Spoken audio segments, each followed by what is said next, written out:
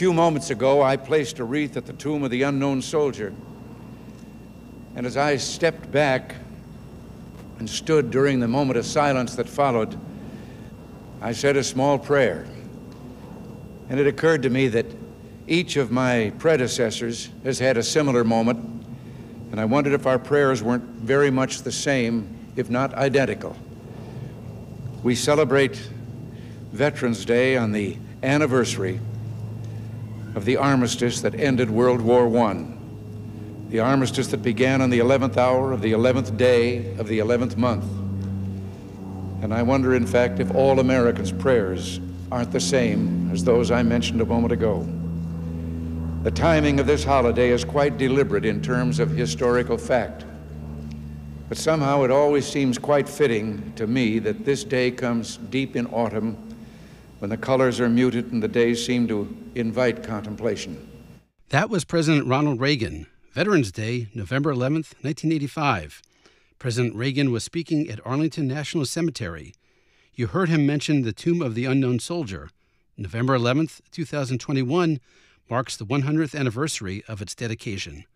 In this episode of C-SPAN's The Weekly podcast, we'll mark Veterans Day with a look back through our coverage of politicians speaking at war memorials, specifically dedication of war memorials, after this. Senator John Warner, a Republican from Virginia, died this year, nearly 40 years ago.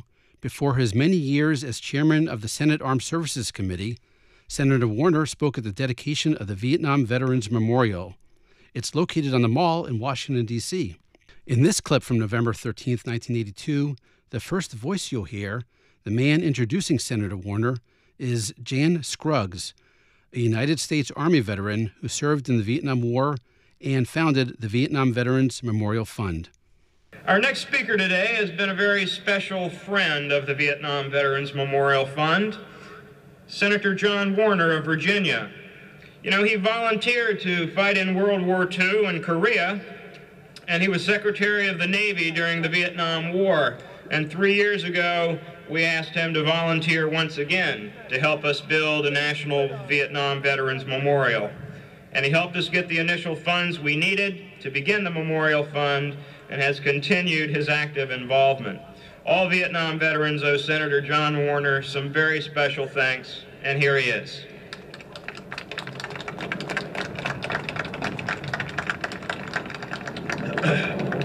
Thank you very much, Jan Scruggs, Chairman Wheeler, the veterans of Vietnam and their families who've traveled so far, the distinguished leaders of veterans organizations, ladies and gentlemen. I stand here with you today not as a United States Senator, but as a buck private in the rear ranks of the volunteers of Jan Scruggs. I express in those two most important words in our language my heartfelt thanks to each of you. Thank you for coming. You cared enough to be here today. And the picture of you now being taken will be recorded in posterity, for you indeed are a living memorial to this testament that will be here forever after to these brave men and women. That was 1982. 13 years later, a memorial was dedicated to veterans who fought in the war that preceded Vietnam, the Korean War. The Korean War Veterans Memorial is located near the Vietnam War Memorial, both on the Mall in Washington, D.C., both close to the Lincoln Memorial. The Korean War Veterans Memorial was dedicated on July 27, 1995, coinciding with the 42nd anniversary of the end of the Korean War. Among the speakers at the dedication, President Bill Clinton.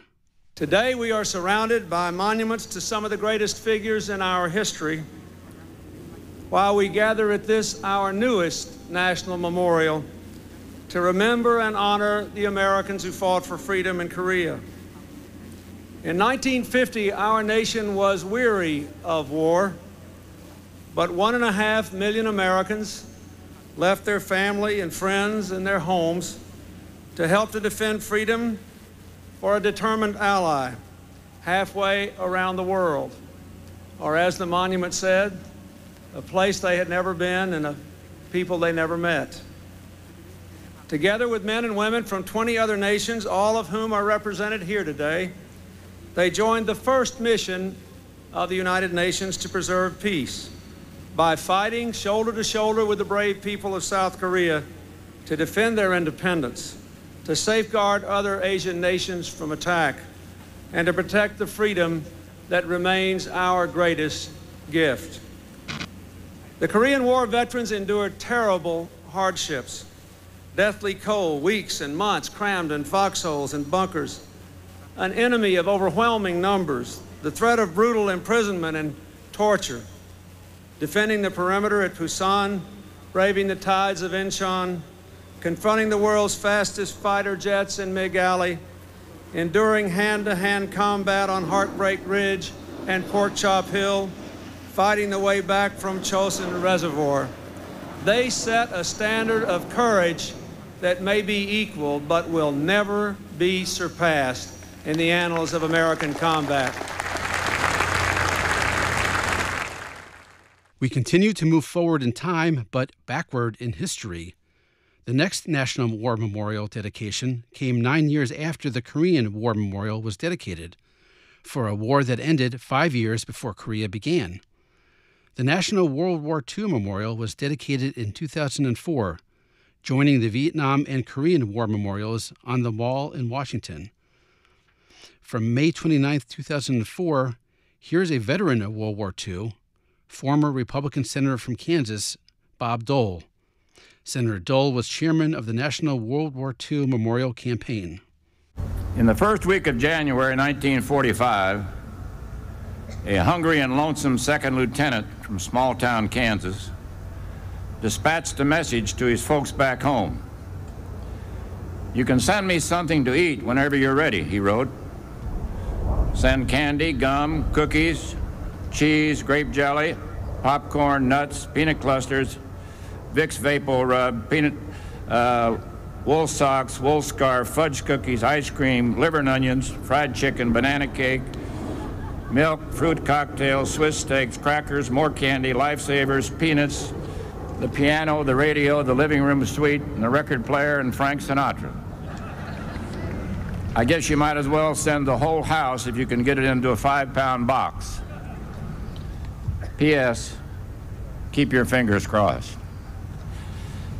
In authoring that only slightly exaggerated wish list, I merely echoed the longings of 16 million Americans whose greatest wish was for an end to the fighting. And 60 years on, our ranks have dwindled. For the thousands assembled here on the Mall, and the millions more watching all across America in living rooms and hospitals and wherever it may be, and overseas, our men and women overseas, and our friends in Great Britain and our allies all around the world, our final reunion cannot long be delayed. We've come to the most recent dedication of a National War Memorial, just this year, for a war that was fought and ended over a century ago. The National World War I Memorial opened in Washington, D.C. in spring 2021. This time, not on the Mall. The memorial is in an area downtown previously known as Pershing Park, named after General John Pershing, who commanded the American forces who fought in Europe during World War I. From April 16, 2021, speaking at the opening of the National World War I Memorial in a virtual ceremony because of COVID, here's President Joe Biden. Today, we raised the flag over the memorial for the first time. Let's remember all that was sacrificed, all that was sanctified by a proud, brave Americans who served in World War I. In many ways, it was our first modern war, the first use of planes and tanks and new communications and many new dangers. We learned that what it meant to fight trench to trench. We saw the horrors of chemical weapons unleashed. And in some ways, the Great War shifted America's thinking about ourselves and redefined our place in the world.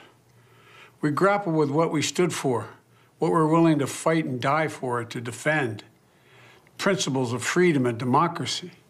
The clips you heard were from dedications of national war memorials in Washington, D.C.